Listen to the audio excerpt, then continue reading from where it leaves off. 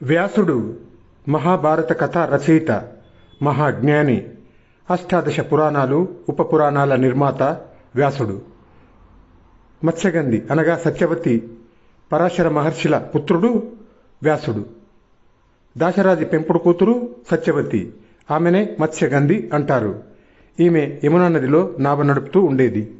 ఒకరోజు పరాశర మహర్షి ఆమెను చూసి మనసు పడ్డాడు. ఆమె తాను కన్యను అని చెప్పింది. అప్పుడు ఆ మునీశ్వరుడు ఆమె కన్యత్వానికి భంగం కలగదని వరం ఇచ్చాడు.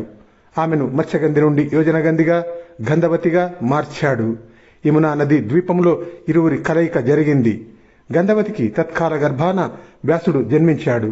యమునా నది ద్వీపంలో పుట్టడం వలన ద్వైపాయనుడు అని, నల్లనివాడు కావడం వలన కృష్ణ ద్వైపాయనుడు అని పేర్లు కలిగాయి. వ్యాసుడు తల్లికి కోరిన వరాలు ఇచ్చి తపోభూములకు తరలిపోయాడు. మహాజ్ఞాని అయిన వ్యాసుడు వేదాలను వ్యాకరించి వేదవ్యాసుడైనాడు. లోకహితార్థం వేదాంగాది విజ్ఞానాన్ని కథారూపంలో నిబంధించి మహాభారత సంహితను నిర్మించాడు. సత్యవతి పేరుతో మహాభారతంలో 2 పాత్రలు ఉన్నాయి. మొదటి పాత్ర గాదిరాజు కూతురు. ఈమె రుచికుడు అనే మునికుమారుణ్ణి పెండ్లాడింది. ఈ సత్యవతి కుమారుడే జమదగ్ని మహర్షి. ఇక వేదవ్యాస మహర్షికి జన్మ ఇచ్చిన సత్యవతి దాశరాజు యొక్క పెంపుడు కూతురు. ఈమె ఉపరిచర వసు మహారాజు అద్రికల కుమార్తె. అద్రిక అనగా చేప గర్భం నుండి వచ్చిన ఈమె చేపల వాసనతో ఉండేది. అందుకని ఈమె పేరు మత్స్యగంధి అయింది. సత్య సద్గుణాది సంపన్నత చేత ఆమె సత్యవతిగా పిలువబడింది. పరాశరుడు ఆమెనే చూసి మోహించాడు. ఆ సందర్భంగా ఆమె శరీర పరిమళాలు యోజన దూరం వ్యాపించేటట్లుగా వరం ఇచ్చాడు. అప్పటి నుండి ఆమెకు యోజనగంధి, గంధవతి అనే పేర్లు కలిగాయి. మత్స్యగంధి కన్యత్వం భంగం కలగకుండా పరాశర మహర్షి వలన ఆమెకు కృష్ణ ద్వైపాయనుడు జన్మించాడు. సత్యవతి అసలు తండ్రి ఉపరిచర వసువు. ఇతని అసలు పేరు వసు మహారాజు, చేతి దేశానికి పాలకుడు. ఇతడు ఒకసారి వేటకై అరణ్యానికి వెళ్ళాడు. అక్కడ ఒక ముని ఆశ్రమం చూసి నిర్వేదం కలిగి తపస్సు చేశాడు. ఆ తపస్సుకు మెచ్చి దేవేంద్రుడు ప్రత్యక్షమై రాజుకు దైవత్వంతో పాటు దివ్య విమానాన్ని, వాడిపోని పద్మాల మాలను, దుష్ట శిక్షణకు అర్హమైన వేణుయష్టిని ఇచ్చాడు. తనతో స్నేహం చేయమని కోరాడు. అది మొదలు వసుమహారాజు దివ్య విమానంలోన ఆకాశంలో చరిస్తూ ఉండటం చేత ఉపరిచర వసువుగా ప్రఖ్యాతికి ఎక్కాడు. ఇంద్రుడిచ్చిన పద్మమాలను తనకు గుర్తుగా చేసుకున్నాడు. వేణుయష్టికి ఏటేటా ఇంద్రోత్సవం జరిపిస్తూ ఇంద్రునకు, దేవతలకు సంతృప్తిని కలిగించేవాడు వసు మహారాజు. ఇంద్రుడి వర ప్రభావంతో వసు మహారాజుకు బృహద్రథుడు, మణివాహనుడు, సౌబలుడు, యదువు, రాజన్యుడు అనే 5 కొడుకులు జన్మించారు. తన నగర సమీపంలో ప్రవహిస్తున్న శుక్తిమతి నది కన్యను చూసి మోహించిన కోలాహలుడు అనే ఒక పర్వతం ఆ నది ప్రవాహాన్ని అడ్డగించాడు. ఉపరిచరుడు తన పాద ప్రహారంతో ఆ పర్వతాన్ని తొలగించాడు. పర్వత సంపర్కం చేత శుక్తిమతికి వసుపదుడు అనే కొడుకు, గిరిక అనే కూతురు కలిగారు. శుక్తిమతి కృతజ్ఞతాపూర్వకంగా తన 2 పిల్లల్ని ఉపరిచరునకు కానుకగా ఇచ్చింది. ఆయన వసుపదుణ్ణి తన సేనాపతిగాను, గిరికను తన ధర్మపత్నిగాను స్వీకరించాడు. గిరిక ఋతుమతి అయింది. ఆమెకు మృగమాంసం పెట్టమని పితృదేవతలు చెప్పారు. అక్కడ ఉపరిచరుడి మదిలో గిరిక నవయవ్వన రూప విలాసాలు మెదలసాగినాయి. మోహం కలిగింది. రితస్ఖలనం జరిగింది. దానివల్ల దాన్ని ఒక ఆకుడొప్పలోన ఉంచి డేగ మెడలోన కట్టి తన భార్య గిరికకు ఇమ్మని పంపాడు. మధ్య మార్గంలో దానిని ఇంకో డేగ చూసింది. ఆకుడొప్పను మాంసఖండమని అది భావించి దాన్ని తన్నుకొని పోయేందుకు ప్రయత్నించింది. 2 డేగలు పడిన ఘర్షణలో ఆకుడొప్ప చిరిగి అందులోని రేతస్సు జారిపోయింది. బ్రహ్మ శాప కారణముగా అద్రిక అనే అప్సరస చేపగా మారి యమునా నదిలోన ఉండేది. జారిపడిన వసురాజు రేతస్సు అనగా వీర్యం 2 బొట్లు యమునా నదిలో పడ్డాయి. ఆ 2 బొట్ల వీర్యాన్ని అద్రిక అనే ఆ చేప మింగింది. ఆ కారణంగా ఆ చేప గర్భాన్ని దాల్చింది. కొంతకాలానికి జాలరులు వచ్చి ఆ నదిలోన చేపలు పట్టారు. అన్ని చేపలతో పాటు అద్రిక కూడా వారికి చిక్కింది. జాలరులు చేపలను ఇంటికి తీసుకుని వచ్చారు. వాటిని కోసి చూడగా అద్రిక చేప కడుపులోన ఒక మగ శిశువు, ఒక ఆడ శిశువు బయటపడ్డారు. వీరిని జాలరులు ఆ రాజ్య పాలకుడైన దాశరాజుకు ఇచ్చారు. ఆయన వారిద్దరిని పెంచి పెద్ద చేశాడు. బాలుడు మత్స్యరాజుగా ప్రసిద్ధికి ఎక్కాడు. బాలిక మత్స్యగంధిగా కీర్తిగాంచింది. ఈ విధంగా దాశరాజుకు పెంపుడు కూతురుగా ఉన్న సత్యవతిని హస్తినాపురం మహారాజు శంతనుడు యమునా నదీ తీరాలకు వేటకై వెళ్లి అక్కడ ఆమెను చూసి మనసు పడ్డాడు. తన మనసులోని కోరికను తెలిపి శంతనుడు ఆమెను వివాహమాడతానని చెప్పాడు. ఆమె దాశరాజు కూతురును అని తెలుసుకొని ఆయన వద్దకు పోయి విషయం చెప్పాడు. తన కూతురు సంతానానికి రాజ్యాధికారం ఇచ్చేటట్లయితే వివాహానికి అంగీకరిస్తానని దాశరాజు చెప్పాడు. శంతనుడి పెద్ద కొడుకైన దేవవ్రతుని ప్రతిజ్ఞతో ఈ ప్రతిబంధకం తీరింది. ఆ విధంగా సత్యవతి శంతనుల వివాహం జరిగింది. దేవవ్రతుని ప్రతిజ్ఞ అనగా భీష్ముని ప్రతిజ్ఞ. సత్యవతి శంతనులకు చిత్రాంగదుడు, విచిత్రవీర్యుడు అనే ఇద్దరు కొడుకులు కలిగారు. వీరిలో చిత్రాంగదుడు పెళ్లి కాకముందే మరణించాడు. విచిత్రవీర్యుడు పెళ్లైనా సంతానం కలగక పూర్వమే చనిపోయాడు. దేవవ్రతుడు అనగా భీష్ముడు ఆ జన్మ బ్రహ్మచారి. ఈ కారణాల వల్ల కురువంశం విచ్ఛిన్నం కాబోతుందని తెలిసి సత్యవతి భీష్ముణ్ణి వివాహమాడి వంశం నిలబెట్టమని కోరింది. కానీ భీష్ముడు వివాహమాడటానికి సస్యమీర ఒప్పుకోలేదు. ఆనాటికి సంప్రదాయంగా ఉన్న ధర్మ మార్గాన సంతానాన్ని పొందే విధాలను ఆలోచించారు భీష్ముడు సత్యవతులు. సత్యవతి వ్యాసుణ్ణి పిలిచి దేవర న్యాయంతో విచిత్ర వీర్యుని భార్యలైన అంబిక, అంబాలికలందు పుత్రులను పొందమని కోరింది. వ్యాసుడు తన తల్లి కోరికను మన్నించాడు. అంబికకు ధృతరాష్ట్రుడు, అంబాలికకు పాండురాజు జన్మించారు. పాండురాజు కురువంశ రాజుల్లో ప్రముఖుడు. పాండవుల తండ్రి. ఈయన తండ్రి విచిత్రవీర్యుడు, తల్లి అంబాలిక.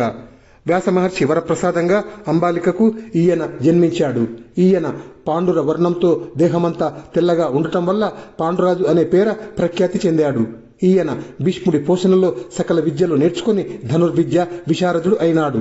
ఈయన అన్న ధృతరాష్ట్రుడు గుడ్డివాడు కావడం చేత పాండురాజు రాజ్యాభిషిక్తుడైనాడు.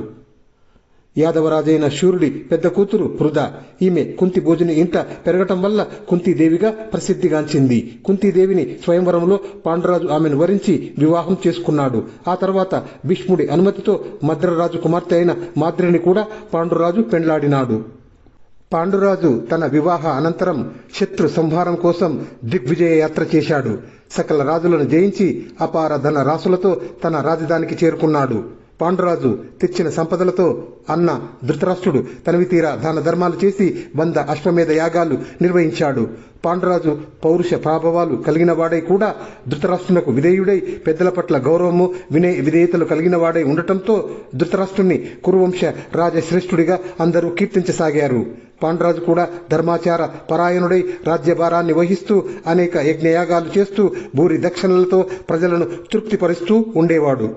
తర్వాత కొంతకాలానికి పాండురాజు తన భార్యలతో పరివారంతో వేటకుపోయాడు. హిమాలయ పర్వత ప్రాంతాలను చేరి అక్కడ వేటాడసాగాడు. అక్కడ కిందముడనే ముని దంపతులు జింకల రూపంలో క్రీడిస్తున్నారు. అది తెలియని పాండురాజు వాటిని వేటాడాడు. పాండురాజు బాణాలకు ఆడజింక చనిపోయింది.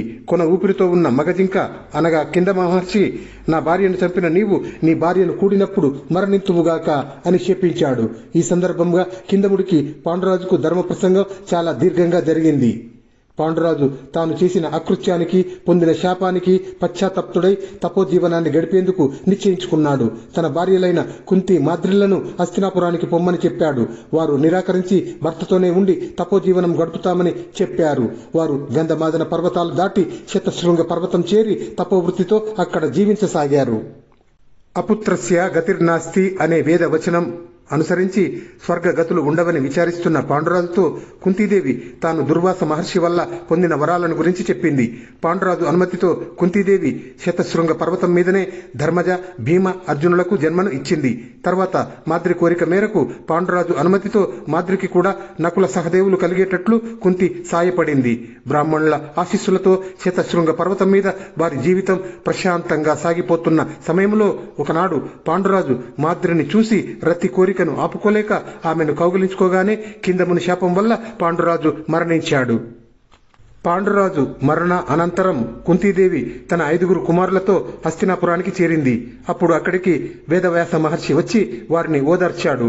తన తల్లి సత్యవతితో, రాబోయే కాలమంతా శుభప్రదంగా ఉండదు కాన నీవు ఇక్కడ ఉండరాదు. దుర్యోధనాదులు దుష్టులై ప్రవర్తిస్తారు. దాని ఫలితాన్ని ధృతరాష్ట్రుడు అనుభవిస్తాడు. అందుకని నీవు ఇక్కడ ఉండక తపో భూములకు పోయి ప్రశాంత జీవనంతో కాలం గడుపు అని ఉపదేశించాడు. కుమారుడి ఉపదేశ అనుసారం సత్యవతి తన కోడళ్లు అంబిక, అంబాలికలతో కలిసి తపోభూములకు వెళ్లిపోయింది.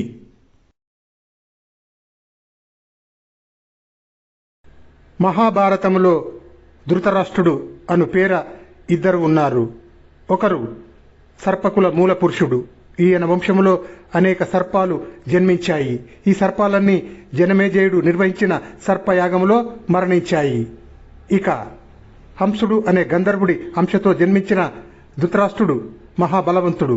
ఈ ధృతరాష్ట్రుడు వ్యాసమహర్షి వర ప్రభావంతో అంబికకు పుట్టు గ్రుడ్డివాడిగా జన్మించాడు. పెరిగి పెద్దవాడైన తర్వాత భీష్ముడు ఇతన్ని హస్తినాపుర రాజ్యానికి పట్టాభిషిక్తుణ్ణి చేశాడు. ధృతరాష్ట్రుడు గాంధారిని వివాహం చేసుకున్నాడు. వీరికి దుర్యోధనాదులు 100 మంది పుత్రులు, దుశ్శల ఒక కూతురు కలిగారు. గాంధారితో పాటు ఆమె చెల్లెళ్ళు 10 మందిని కూడా ధృతరాష్ట్రుడు పెళ్లాడినాడు. వీరుగాక ధృతరాష్ట్రుడు ఒక వైశ్య కన్యను పెళ్లి చేసుకున్నాడు. ఆమెకు యుయుత్సుడు జన్మించాడు. ఇక మహాభారతంలో గాంధారి అను పేరిట 3 ఉన్నారు. ఒకరు దేవకాంత. ఈమె భద్రవట క్షేత్రంలో పార్వతీ పరమేశ్వరులకు గొప్ప ఊరేగింపు జరిపింది. ఆ ఊరేగింపులో పార్వతిని సేవించిన దేవకాంతల్లో ఈ గాంధారి ఒకరు.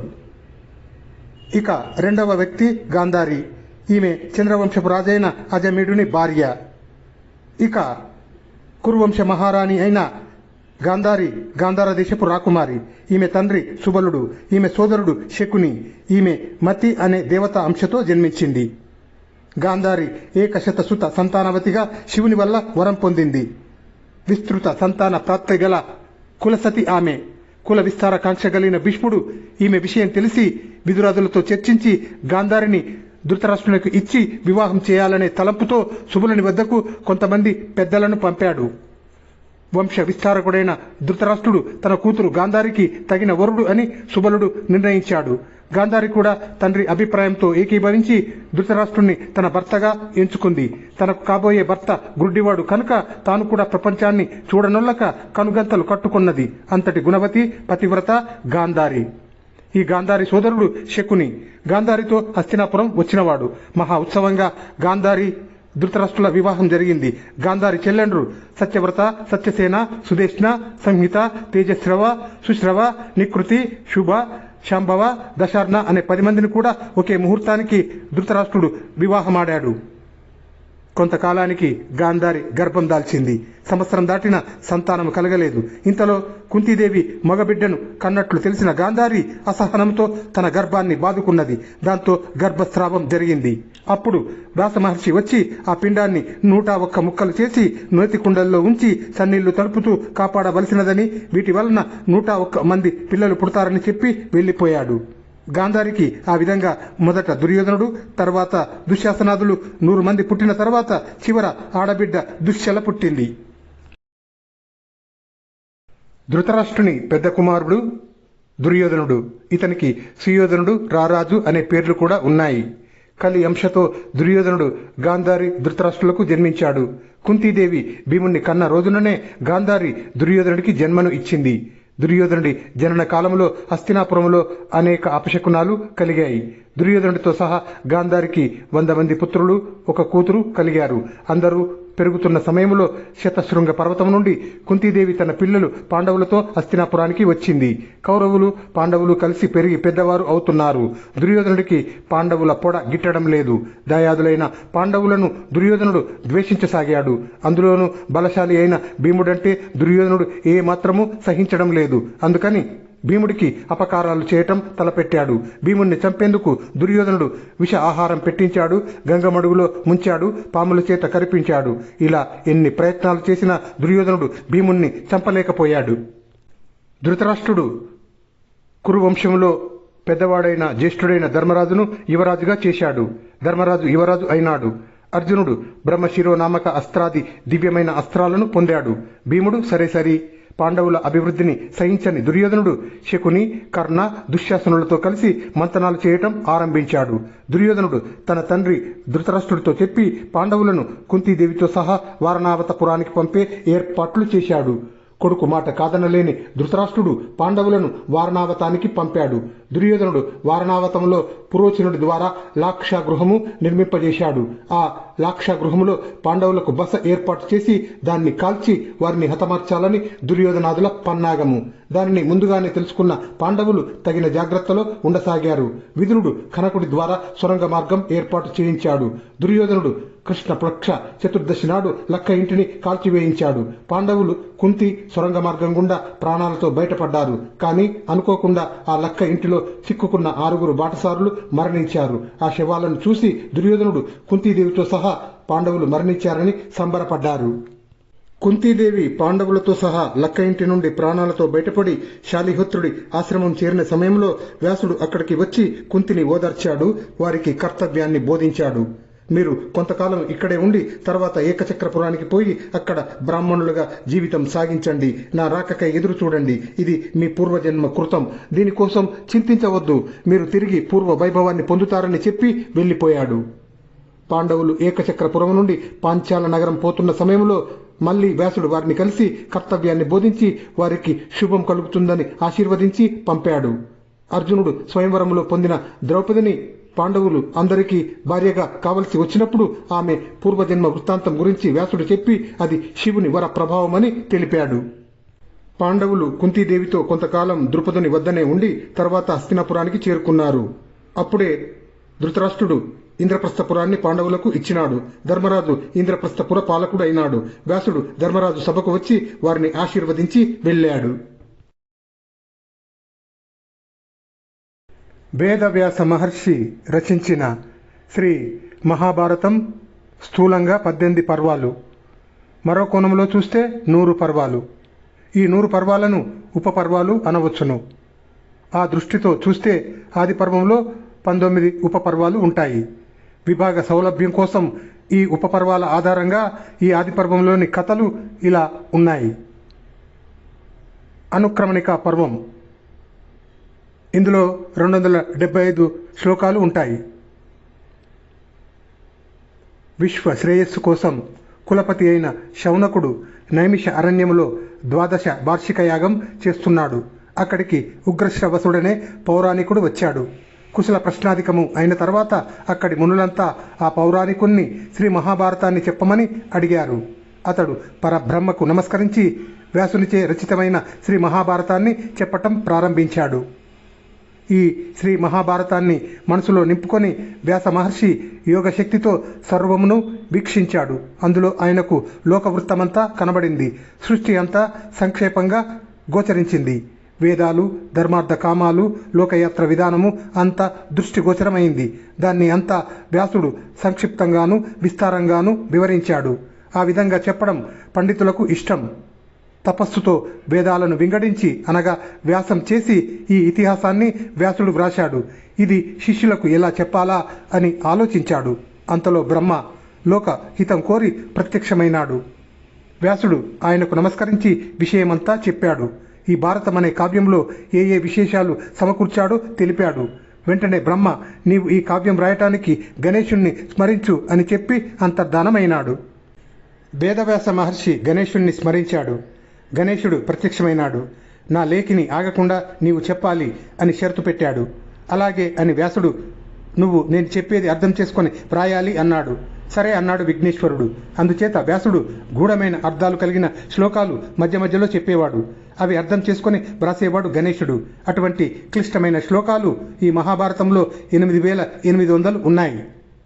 ఈ ఉపపర్వాన్ని సంగ్రహ అధ్యాయం అని అంటారు. వ్యాసుడు ఈ భారతానికి కర్త మాత్రమే కాదు, భారతదేశానికి రక్షణ కర్త కూడా. తన తల్లి అయిన సత్యవతి నియోగం చేత భీష్ముని ఇష్టంతోనూ విచిత్ర వీర్యుని క్షేత్రాల్లో కృష్ణ ద్వైపాయనుడు 3 పుత్రులను కన్నాడు. వారు ధృతరాష్ట్రుడు, పాండురాజు, విదురుడు. తర్వాత వ్యాసుడు తపస్సుకు వెళ్ళిపోయాడు. వాళ్ళు 3 పెద్దవాళ్ళై చనిపోయాక ఈ మనుష్య లోకంలో వ్యాసుడు శ్రీ మహాభారతాన్ని చెప్పాడు. జనమేజయుడు అడిగితే వ్యాసుడు తన శిష్యుడైన వైశంపాయనుణ్ణి భారతాన్ని చెప్పమని ఆదేశించాడు. సంగ్రహంగా భారత కథ ఇలా ఉంటుంది. పాండురాజు తన నీతి విక్రమాలతో దిగ్విజయం చేసిన మృగయాశీలుడై ఉండేవాడు. అతడు ఒకనాడు రతి సమయంలో ఉన్న మృగ మిథునాన్ని కొట్టి శాపాన్ని పొందాడు. అప్పటి నుండి అరణ్యాల్లోనే ఉన్నాడు. అక్కడ ఉండగానే యమ, అనిల, శక్ర, అశ్వినుల అనుగ్రహాలతో 5 పుత్రులను కన్నాడు. తర్వాత మాద్రితో సంగమించి చనిపోయాడు. మాద్రి సహగమనం చేసింది.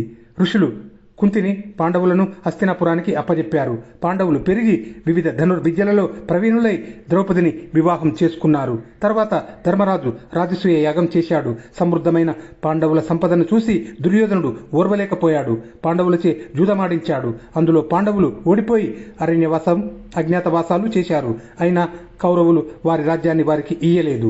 యుద్ధం చేశారు. అందులో కౌరవపక్షం క్షీణించిపోయింది. ధృతరాష్ట్రుడు కొద్దిగా ఆత్మవిచారానికి లోనయ్యాడు. సంజయునితో తన గోడునంతా వెళ్ళబోసుకున్నాడు. దీన్నే యథాశ్రౌష పర్వం అని కూడా అంటారు.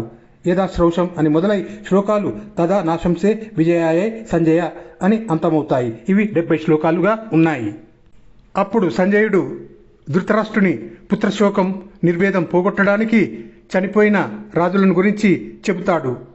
ఇంకా ఎంతోమంది గురించి చెప్పి వారంతా ధనధాన్యాలన్నీ విడిచి స్వర్గం చేరారు అని, ఇది కాలప్రాప్తమని ఓదారుస్తాడు. దైవం చేసిన దాన్ని మానవుడు నివారించలేడని ఊరడిస్తాడు. మునులు ఈ యథాశ్రౌష పర్వం అనే అధ్యాయాన్ని భారతానికి ప్రతిబింబంలా మనసులో ధ్యానిస్తారని వ్యాసుడు ఫలితాన్ని చెప్పాడు. ఇతిహాసాలలో ఇది శ్రేష్టమని వివరిస్తాడు. ఇది పితృకార్యాలలో బ్రాహ్మణ భోజన సమయంలో వినిపించాలని కూడా వ్యాసుడు సూచించాడు. పూర్వం దేవతలు 4 వేదాలను ఒకవైపున, భారతం ఒకవైపున త్రాసులో వేసి చూస్తే మహత్వము భారవత్వము కలిగిన భారతం వైపు మొగ్గు చూపిందని, అందుకే మహాభారతం అనే పేరు వచ్చిందని మహాభారతం యొక్క నిరుక్తి చెప్పాడు.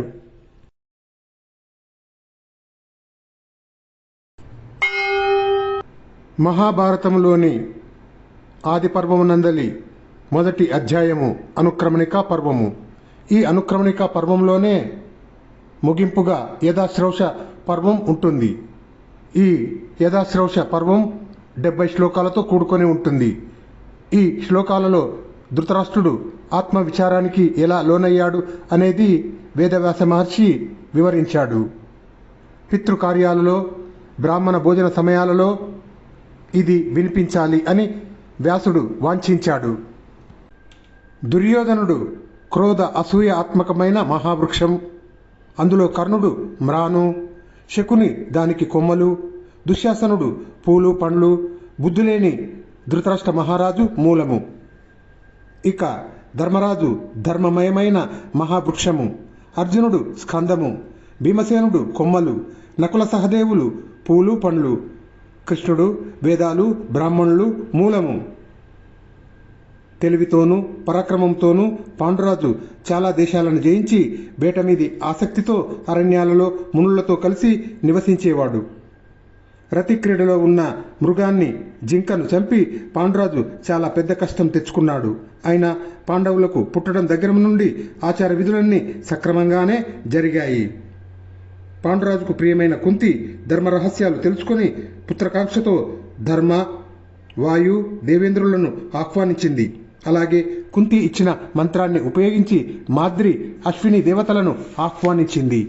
వారి వల్ల పాండవులు ఉద్భవించారు. వారిని తల్లులు రక్షించారు. శుచి అయిన అరణ్యాల్లో, పుణ్యమైన ఆశ్రమాల్లో తాపసులు పాండవులను పెంచారు. పాండురాజు చనిపోయాక మహర్షులు పాండురాజు పుత్రులను కౌరవుల దగ్గరికి స్వయంగా తీసుకువచ్చి అప్పజెప్పారు. అప్పుడు పాండవులు జడలు దాల్చి బ్రహ్మచారులై ఎంతో అందంగా చూడముచ్చటగా ఉన్నారు. మహర్షులు అలా పాండవులను తీసుకువచ్చి, మీకు పుత్రులు, సోదరులు, శిష్యులు, స్నేహితులు అయిన పాండవులు వీరే అని చెప్పి వారు అంతర్ధానమైపోయారు. పాండవులను చూసి కౌరవులు, మిగిలిన పౌరులు ఎంతగానో సంతోషంతో గంతులు వేశారు. అయితే వీరు పాండురాజు పుత్రులు కారని కొందరన్నారు. పాండురాజు పుత్రులే అని మరికొందరన్నారు. పాండురాజు ఎప్పుడో చనిపోయాడు, వానికి ఇప్పుడు పుత్రులేమిటి అని కొందరన్నారు. భాగ్యవశాత్తు పాండురాజు కుమారులను చూడగలిగాము, చాలా సంతోషం. వీరి రాకడకు వీరికి స్వాగతం చెప్పండి అనే మాటలు అంతటా వినిపించాయి. ఆ శబ్దాలు తగ్గిన తర్వాత దిక్కులన్నీ ప్రతిధ్వనిస్తూ అదృశ్య దేవతల శబ్దాలు విశేషంగా వినవచ్చాయి. పరిమళయుతమైన పూలవాన కురిసింది. పాండవుల ప్రవేశ సమయంలో శంఖ దుందుభిస్వనాలు మ్రోగాయి. అదంతా చాలా ఆశ్చర్యకరంగా జరిగింది. పాండవుల మీద ఉన్న ఇష్టంతో పౌరులంతా సంతోషించిన శబ్దాలు మిన్నుముట్టాయి. పాండవులు అఖిల వేదాలు శాస్త్రాలు చదువుతూ అక్కడ నిర్భయంగా సన్మాన అర్హులై ఉన్నారు. దేశంలోని ప్రజలందరూ ధర్మరాజు యొక్క శుచిత్వంతో ప్రీతి చెందేవారు. భీమసేనుని ధైర్యానికి, అర్జునుడి పరాక్రమానికి, నకుల సహదేవుల గురు సేవకు, సహనానికి, వినయానికి ఎంతగానో సంతోషించారు. పాండవుల పరాక్రమానికి లోకమంతా సంతోషించింది. అర్జునుడు రాజులందరి సమక్షంలో దుష్కరమైన మత్స్యయంత్రము కొట్టి కార్యం చేసి స్వయంవరంలో నిలిచిన కృష్ణను అనగా ద్రౌపదిని గ్రహించాడు. అప్పటి నుండి అర్జునుడు ధనుర్ధారులు అందరిలోనూ పూజ్యుడు అయ్యాడు. యుద్ధాలలో అర్జునుడు సూర్యుని వలె తేరిపార చూడరాని వాడు అయినాడు. అర్జునుడు పెద్ద సైన్యం ఉన్న మహారాజులను అందరినీ జయించి ధర్మరాజు చేత రాజసూయ యాగం చేయించాడు. శ్రీకృష్ణుని రాజనీతితోనూ భీమ అర్జునుల బల పరాక్రమాలతోనూ జరాసంధుణ్ణి చంపించి బలగర్భితుడైన శిశుపాలుని చంపించి ధర్మరాజు రాజసూయ మహాక్రతువు చేశాడు. అతడు రాజసూయ యాగములో గొప్ప దక్షిణలు ఇచ్చి అందరినీ భోజన తృప్తులను చేశాడు. ఆ యజ్ఞంలో రాజులందరూ భూషణాలు, మణులు, బంగారము, రత్నాలు, గోవులు, గుర్రాలు, ఏనుగులు, విచిత్రమైన వస్త్రాలు, పరదాలు, శిబిరాలు, కంబళ్ళు, మృగచర్మాలు, గొర్రె చర్మాలతో చేసిన మృదువైన తివాచీలు ఇచ్చారు. ఆ బహుమతులను అన్నిటినీ దుర్యోధనుడు స్వీకరించేవాడు. సమృద్ధమైన పాండవుల సంపదను చూసి దుర్యోధనుడికి ఈర్ష్య కలిగింది. దానితో దుర్యోధనుడికి పాండవులపై చాలా అసహనము, కోపము కలిగాయి. మయుడు నిర్మించి పాండవుల కోసం తెచ్చిన విమానం లాంటి సభాభవనాన్ని చూసి దుర్యోధనుడు చాలా పరితపించాడు. ఆ సభాభవనంలోనే తొందరపాటుతో పడి దుర్యోధనుడు పరిహసింపబడినాడు. అప్పుడే కృష్ణుడి ఎదుట భీముడు తెలియని వానిని ఆక్షేపించినట్లుగా దుర్యోధనుడిని పరిహసించినాడు.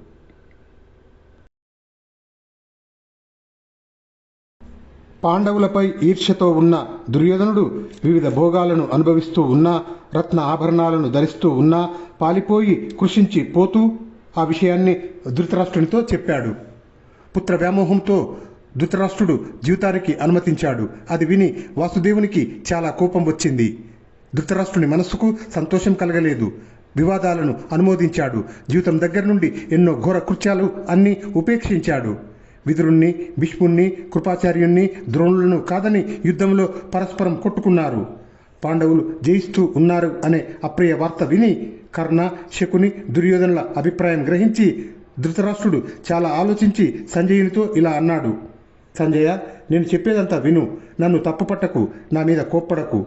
నీవు పండితుడవే, మేధావివి, బుద్ధిమంతుడవు, ప్రజ్ఞ సమ్మతుడవు. నాకు యుద్ధమంటే ఇష్టం లేదు. కులక్షయంతో నాకు ప్రీతి కలగదు. నా కొడుకుల మీద, పాండవుల మీద నాకు భేదభావము లేదు. కానీ పెద్దవాడినైనా నా మీద క్రోధవశులై పుత్రులు దోషాన్ని ఆరోపిస్తున్నారు. నేనా కళ్ళు లేనివాడను, దీనభావంతోనూ పుత్ర వ్యామోహంతోనూ కొంత అన్యాయాన్ని సహిస్తూ వచ్చాను. మందబుద్ధి అయిన దుర్యోధనుడు తాను అజ్ఞానంతో మునిగిపోతున్నాడు. వాడితో నేను మునిగిపోతున్నాను. రాజసూయ యాగములో శక్తిశాలి అయిన ధర్మరాజు యొక్క సర్వ ఉన్నత సంపదను చూసి ఆ మయసభను చూస్తూ పరిహసింపబడి సహింపలేకపోయాడు దుర్యోధనుడు. పాండవులను స్వయంగా యుద్ధంలో జయించలేక సుక్షత్రియుడు అయినా ఉత్సాహం లేక శకునితో కపట ద్యూతం ఆడటానికి ఆలోచించాడు. ఆ విషయాలు ఎప్పుడెప్పుడు నాకు ఎలా తెలిసాయో సంజయ చెబుతాను విను. సూతపుత్ర, బుద్ధియుక్తములైన నా ఈ మాటలు విని నన్ను ప్రజ్ఞాచక్షువుగా నీవే గ్రహిస్తావు అంటూ ఈ విధంగా సంజయునితో చెప్పసాగాడు. ఇక్కడి నుండి యథాశ్రౌష పర్వం మొదలవుతుంది. యథాశ్రౌషం ధనురాయమ్య చిత్రం విద్ధం లక్ష్యం పాతితం వై పృథివ్యాం కృష్ణాం కృతాం ప్రేక్షతాం సర్వరాజ్ఞాం తదా నాశంసే విజయాయ సంజయ. సంజయ, విల్లు ఎక్కుపెట్టి చిత్రమైన లక్ష్యాన్ని, మత్స్యయంత్రాన్ని నేలగూల్చి రాజులు అందరూ చూస్తూ ఉండగా ద్రౌపదిని అర్జునుడు చేపట్టినట్లు విన్నప్పుడే నేను విజయం మీద ఆశ వదులుకున్నాను. ద్వారకలో యాదవ వీరులను ఎదిరించి సుభద్రను అర్జునుడు ఇంద్రప్రస్థానికి తీసుకొని పోయినట్లు, తర్వాత బలరామకృష్ణులు కూడా ఇంద్రప్రస్థానికి వెళ్ళినట్లు విన్నప్పుడే నాకు విజయం మీద ఆశ పోయింది. దేవేంద్రుని వర్షాన్ని దివ్యమైన బాణాలతో ఆపి కాండవ వనాన్ని అర్జునుడు అగ్నికి ఆహుతి చేశాడని విన్నప్పుడే నాకు విజయం మీద ఆశలు పోయాయి. సంజయ, లక్క ఇంటి నుండి కుంతితో పాండవులందరూ విడిబడి తప్పించుకున్నారని, ఆ పనిలో విదురుడు కూడా తోడ్పడినాడని విన్నప్పుడే నాకు విజయం మీద ఆశ పోయింది. అర్జునుడు రంగ మధ్యములో లక్ష్యాన్ని, మత్స్యయంత్రాన్ని భేదించి ద్రౌపదిని స్వీకరించాడని, శూరులైన పాంచాలులతో పాండవులు కలిసిపోయారని విన్నప్పటి నుండి నాకు విజయం మీద ఆశ లేనేలేదు. సంజయ, రాజుల మధ్య వెలిగిపోయే వాడు మగధరాజు జరాసంధుడు. భీమసేనుడు వెళ్ళి వాణ్ణి ఏ ఆయుధము లేకుండా బాహుబలంతో చంపాడని విన్నప్పుడే నాకు విజయం మీద ఆశ పోయింది. పాండుపుత్రులు దిగ్విజయం చేసి రాజులను వశపరుచుకున్నారని, ధర్మరాజు రాజసూయ యాగం చేశాడని విన్నప్పుడే నాకు విజయం మీద ఆశ పోయింది. సంజయ, భర్తలున్నా లేనిదాని వలె ద్రౌపది విలపిస్తూ ఉన్నా, ఏకవస్త్రహై రజస్వలహై ఉన్నా సభలోకి లాగుకొని రాబడింది. అది విన్నప్పుడే నాకు విజయం మీద ఆశ పోయింది. కితవుడు, మందబుద్ధి అయిన దుశ్శాసనుడు ద్రౌపది వస్త్రాలను చివరిదాకా లాగలేకపోయాడని, వస్త్రాల రాశి అక్కడ ఏర్పడిందని విన్నాక నాకు విజయం మీద ఆశ పోయింది. ఊహించలేని పరాక్రమవంతులైన తమ్ముళ్లతో ధర్మరాజు శకుని చేత జూదంలో ఓడిపోయి రాజ్యం పోగొట్టుకున్నాడని విన్నప్పుడే నాకు విజయం మీద ఆశ పోయింది. సంజయ, ధర్మాత్ములైన పాండవులు వివిధ చేష్టలు చేస్తూ బాధపడుతూ కూడా అన్నగారి మీది గౌరవంతో అడవికి వెళ్లారని విన్నప్పుడే నేను విజయం మీద ఆశ వదులుకున్నాను. సంజయ, అడవిలో ఉన్నా కూడా వేల కొద్ది స్నాతకులు ధర్మరాజును అనుసరించి ఉన్నారని, భిక్షాటనం చేసుకుంటూ ఉండే మహాత్ములైన బ్రాహ్మణులు అతన్ని సేవిస్తున్నారని విన్నప్పుడే నాకు విజయం మీద ఆశ పోయింది. కిరాత రూపంలో వచ్చిన మహాదేవుణ్ణి యుద్ధంలో సంతృప్తిపరిచి అర్జునుడు పాశుపత మహాస్త్రం గ్రహించాడని విన్నప్పుడే నాకు విజయం మీద ఆశ పోయింది. సంజయ, అరణ్యవాసం చేస్తున్నప్పుడు కూడా పాండవులను చాలామంది ప్రాచీన మహర్షులు వచ్చి ఉపాసించేవారని తెలిసినప్పుడే నాకు విజయం మీద ఆశ పోయింది. సంజయ, అర్జునుడు స్వర్గాన్ని అధిరోహించి ఇంద్రుని నుండి ప్రత్యక్షంగా యథావిధిగా దివ్యమైన అస్త్రాలు నేర్చుకొని ప్రశంసలు పొందాడని, సత్య ప్రతిజ్ఞుడు అయ్యాడని విన్నప్పుడే నాకు విజయం మీద ఆశ పోయింది. వరగర్వితులై దేవతలకు కూడా జయింపశక్యం కాని కాలకేయులను, పౌలోములను అర్జునుడు జయించాడని విన్నప్పుడే నాకు విజయం మీద ఇక ఆశ పోయింది.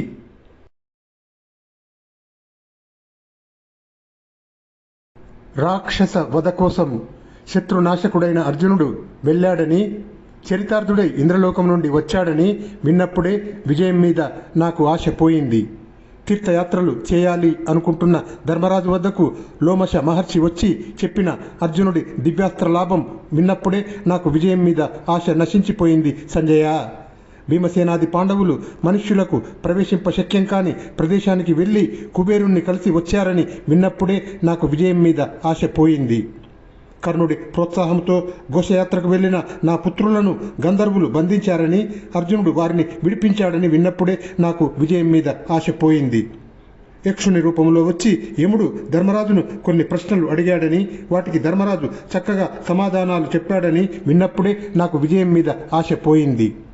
విరాట నగరంలో ద్రౌపదితో సహా పాండవులు మారువేషాల్లో నివసిస్తున్నారని నా వాళ్ళు తెలుసుకోలేకపోయారని విన్నప్పుడే నాకు విజయం మీద ఆశ లోపించింది.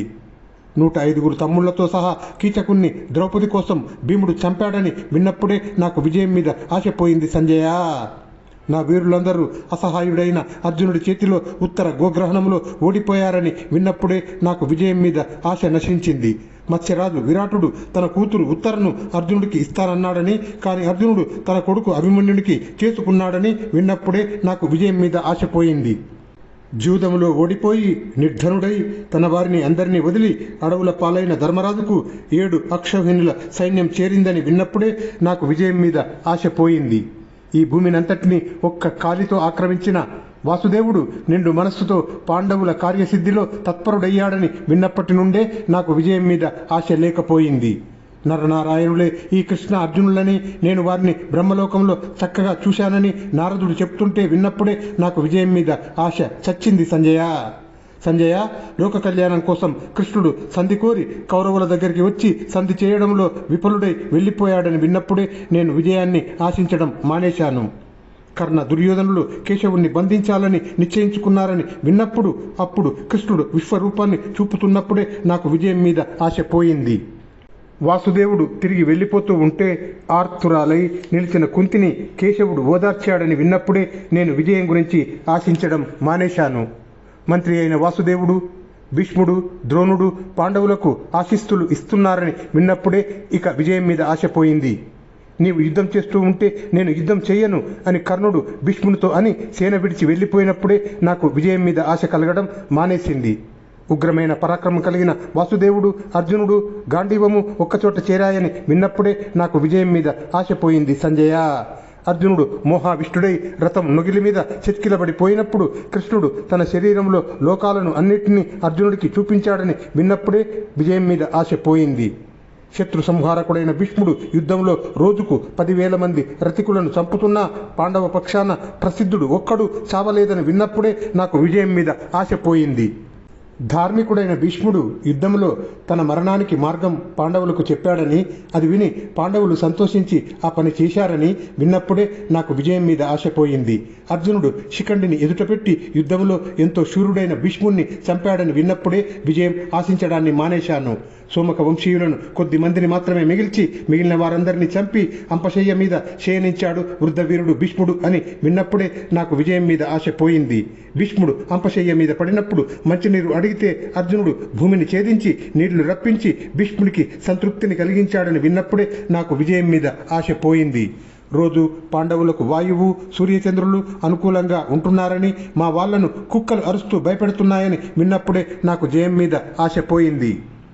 చిత్రంగా యుద్ధం చేయగలిగిన ద్రోణుడు వివిధమైన అస్త్రాలను ప్రదర్శిస్తూ ఉన్నా పాండవులను మాత్రం చంపటం లేదని విన్నప్పుడే నాకు జయం మీద ఆశ పోయింది. అర్జునుడిని చంపటానికే ఉంచిన మహారథులైన మా సంక్షిప్తకులు అర్జునుడి చేత చనిపోయారని విన్నప్పుడే నాకు విజయం మీద ఆశ పోయింది. ఇతరులకు అభేద్యంగా పన్ని ద్రోణుడు స్వయంగా రక్షించే పద్మవ్యూహంలో ఒక్క వీరుడు తోడు లేకుండా, ఎవరు వెంట లేకుండా అభిమన్యుడు ఒక్కడే ప్రవేశింపగలిగాడని విన్నప్పుడే నాకు జయం మీద ఆశ నశించింది. మా మహారథులంతా అర్జునుడిని చంపలేక అభిమన్యుడిని చుట్టుముట్టి అందరూ కలిసి అభిమన్యుడిని చంపి సంతోషించినప్పుడే నాకు విజయం మీద ఆశ పోయింది సంజయ. అభిమన్యుణ్ణి చంపి సంతోషించే కౌరవులను గురించి, సైంధవుని గురించి అర్జునుడు క్రోధంతో ప్రతిజ్ఞ చేసినప్పుడే నాకు జయం మీద ఆశ ఎగిరిపోయింది. సైంధవుణ్ణి చంపుతానని చేసిన ప్రతిజ్ఞను అర్జునుడు నిలబెట్టుకున్నాడని విన్నప్పుడే నాకు విజయం మీద ఊహే లేకపోయింది. గుర్రాలు అలసిపోయినాయి, సేద తీరాలి అని కృష్ణుడు అన్నప్పుడు అర్జునుడు ఒక చెరువును సృష్టించి నీళ్లు త్రాగేటట్లు చేశాడు. తర్వాతనే కృష్ణుడు వాటిని రథానికి పూంచి బయలుదేరాడని విన్నప్పుడే నేను విజయం గురించి ఊహించటం మానేశాను.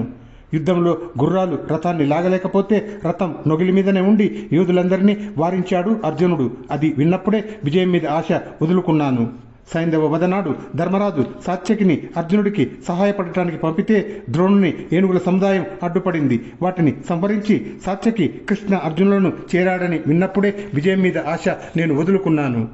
భీముణ్ణి చంపకుండా కర్ణుడు కేవలం మాటలతో పరాభవించి వింటి కొప్పుతో పొడిచి విడిచిపెట్టాడని విన్నప్పుడే నాకు జయం మీద ఆశ పోయింది. ద్రోణుడు, కృతవర్మ, కృపుడు, కర్ణుడు, అశ్వత్థామ, శల్యుడు చంపబడే సైంధవుణ్ణి రక్షించలేకపోయారని విన్నప్పుడే నేను విజయం మీద ఆశను విడిచిపెట్టాను.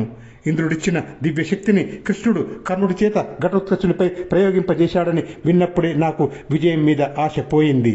కర్ణుడు ఆ శక్తిని అర్జునుడిపై ప్రయోగించవలసి ఉంది. కానీ కర్ణ ఘటోత్కచుల యుద్ధంలో కర్ణుడు ఆ శక్తిని ఘటోత్కచునిపై ప్రయోగించాడని విన్నప్పుడే నాకు జయం మీద ఆశ అనేది లేకపోయింది.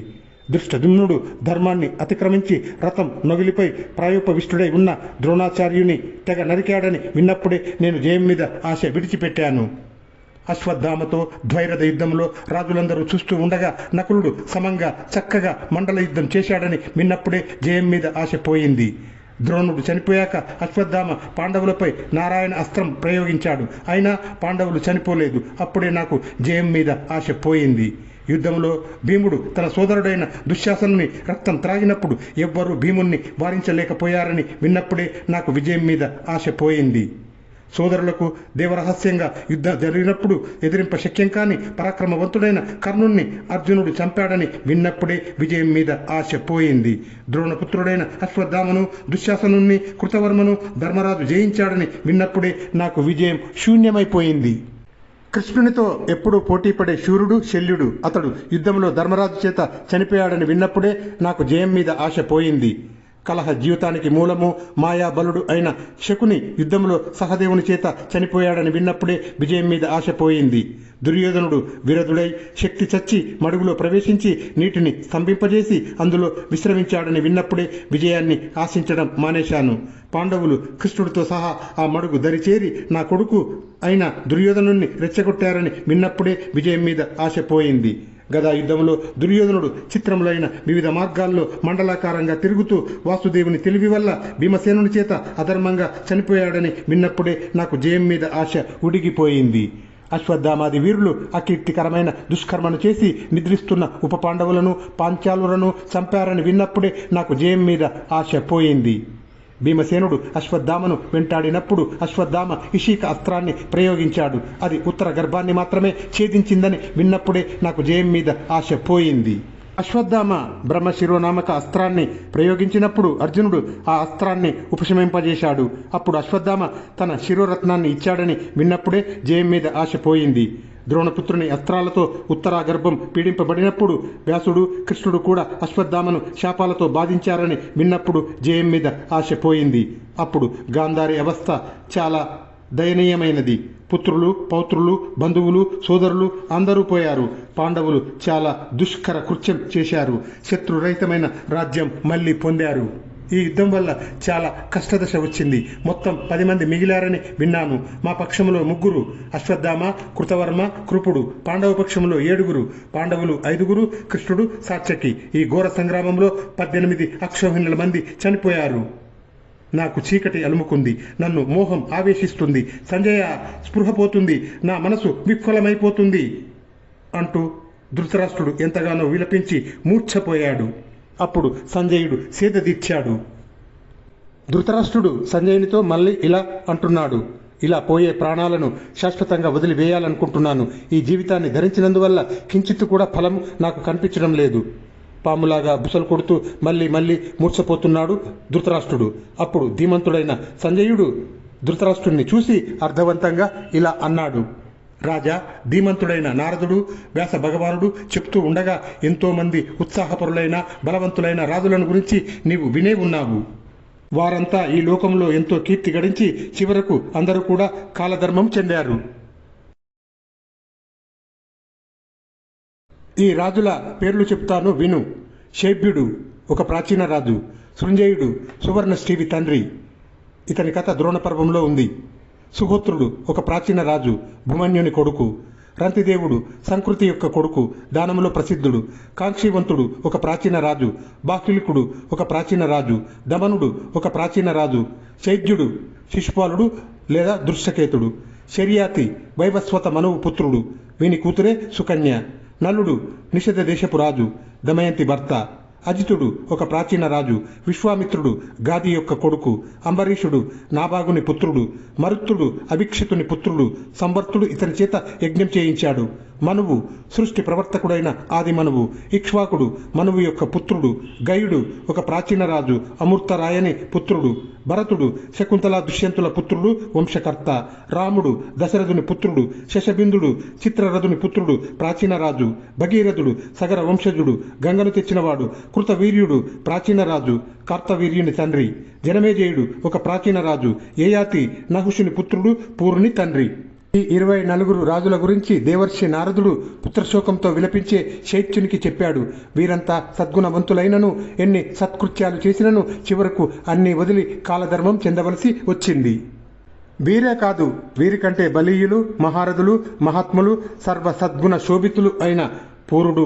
ఇతనే ఏయాతి చిన్న కొడుకు, పూరువంశకర్త. కురుడు తపతి సంవరణుల పుత్రుడు. ఇతనే కురువంశకర్త. యదువు ఏయాతికి దేవయానేందు పుట్టినవాడు. ఇతను వంశకర్త. యువనాశ్వుడు ఒక ప్రాచీన రాజు, ఇక్ష్వాకు వంశజుడు. కకుస్థుడు ఇతను అయోధ్యను ఏలిన ప్రాచీన రాజు. రఘువు ఇతను వంశకర్త. ఉషీనరుడు ఇతను శిబి తండ్రి. దంభోద్భవుడు ఒక మహారాజు, గర్వితుడు. నరనారాయణులు వీని గర్వం అణిచారు. వేణుడు వైవస్వత మనువు యొక్క పుత్రుడు. సగరుడు అయోధ్యను ఏలిన రాజు. సగరపుత్రులు త్రవ్వినదే సాగరము. పాండుడు జనమేజయుని ద్వితీయ పుత్రుడు. దేవాభృతుడు ఒక ప్రాచీన రాజు. ఇతడు ఒక విప్రునకు ఛత్రము దానం చేసి స్వర్గానికి వెళ్ళాడు. నలుడు ఇతనే నిషధరాజు, దమయంతి భర్త. సుబలుడు ఒక ప్రాచీన రాజు, శకుని తండ్రి కూడా. అనరణ్యుడు ఇక్ష్వాకు వంశపు రాజు. మిగిలిన వారందరూ ప్రాచీన రాజులు ఎందరో ఉన్నారు. ఇంకా ఎన్నో దివ్య కృత్యాలు పరాక్రమంతో చేసిన వారు ఉన్నారు. త్యాగబుద్ధి, శక్తి, ఆస్తిక్యము, సత్యము, శౌచము, దయ, ఆర్జవం కలిగిన వారు ఉన్నారు. విద్వాంసులంతా వారి సద్గుణాలను ప్రశంసించేవారు. పురాణాలలో కవులు వారిని శ్లాఘించేవారు. అభివృద్ధికరములైన సర్వ సద్గుణాలు కలిగిన వారు ఉన్నారు. వారంతా కూడా చనిపోయారు. నీ పుత్రులు దుష్టులు, క్రోధంతో ఉడికిపోయేవాళ్ళు, లుబ్ధులు, దుష్ప్రవర్తన కలిగిన వాళ్ళు. అందుచేత వారి కోసం నీవు దుఃఖించవలసిన పని లేదు. నీవు బాగా చదువుకున్నవాడవు, ప్రజ్ఞావంతుడవు, బుద్ధిమంతుడవు, పండితులకు ఇష్టమైన వాడివి. శాస్త్రానుసారమైన బుద్ధి కలిగిన వారు శోకమోహాలకు వశం కాబోరు. నీకు నిగ్రహ అనుగ్రహాలు 2 కూడా తెలుసును. నీ పుత్రులను రక్షించుకోవడం కోసం ఇంత వ్యాకుల పడవలసిన పని లేదు. అది అట్లా జరగవలసి ఉన్నప్పుడు నీవు దుఃఖించవలసిన పని లేదు. తన ప్రజ్ఞతో దైవాన్ని ఎవరు మళ్లించగలరు? బ్రహ్మగారు నిశ్చయించిన మార్గాన్ని ఎవడూ దాటలేడు. ఈ జనన మరణాలు, సుఖదుఖాలు, దీనికంతకు మూల కారణం కాలం. ప్రాణులను అన్నిటినీ కాలమే సృష్టిస్తుంది. కాలమే ప్రబలమై ప్రజలను సంహరిస్తుంది. కాలం ప్రజలను సంహరిస్తూనే శమించిపోతుంది. ఈ లోకాల అన్నిట శుభాలు కానీ అశుభాలు కానీ సర్వభావాలను కాలమే సృష్టిస్తుంది. మళ్ళీ ఆ కాలమే అన్నిటినీ సంహరిస్తుంది, మళ్ళీ సృష్టిస్తూ ఉంటుంది. అందుకే కాలం చక్రంలా తిరుగుతుంది. నిద్రించే వారిని కాలమే మేల్కొల్పుతుంది. కాలం అతిక్రమింపరానిది. అన్ని ప్రాణుల పట్ల ఆ కాలం వదలకుండా సమానంగా ప్రవర్తిస్తుంది. భూతకాలంలోనివి కానీ, భవిష్యత్తులోనివి కానీ, ఇప్పుడున్న భావాలు కానీ కాల నిర్మితాలని తెలుసుకో. వివేకం పోగొట్టుకోరాదు. ఇలా సంజయుడు పుత్ర శోకంతో దుఃఖిస్తున్న ధృతరాష్ట్రుణ్ణి ఓదార్చి స్వస్థ చిత్తుణ్ణి చేశాడు. ఈ కథను ఆధారం చేసుకొని పుణ్యప్రదమైన ఉపనిషత్తు లాంటి భారతాన్ని కృష్ణ ద్వైపాయనుడు అనగా వేదవ్యాస మహర్షి చెప్పాడు. అది విద్వత్ కవీశ్వరుల చేత లోకంలో చాలా కాలంగా చెప్పబడుతున్నది. భారతంలోని ఒక్క పాదం చదివినా వినినా పుణ్యప్రదము. శ్రద్ధగా చదివినవాని విన్నవాని పాపాలన్నీ తుడిచిపెట్టుకొని పోతాయి.